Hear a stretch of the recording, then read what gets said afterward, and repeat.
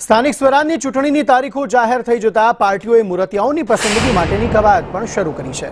રાજકોટ જસદણ નગરપાલિકાની સામાન્ય ચૂંટણી માટે કુંવરજી બાવળિયાની અધ્યક્ષતામાં બેઠક યોજાઈ હતી, જેમાં ભાજપના હોદ્દેદારો, પૂર્વ નગરપાલિકાના સદસ્યો તેમજ વિવિધ સમાજના આગેવાનો હાજર હતા, જેમાં સંભવિત મૂર્તિયાઓના નામ અંગે ચર્ચા કરાઈ હતી। 1995માં જસદણ નગરપાલિકા બન્યા બાદથી માત્ર 2.5 વર્ષ નગરપાલિકા કોંગ્રેસ પાસે રહી છે। આમ જસદણ નગરપાલિકા પર ભાજપનું એક હથ્થું શાસન રહ્યું છે।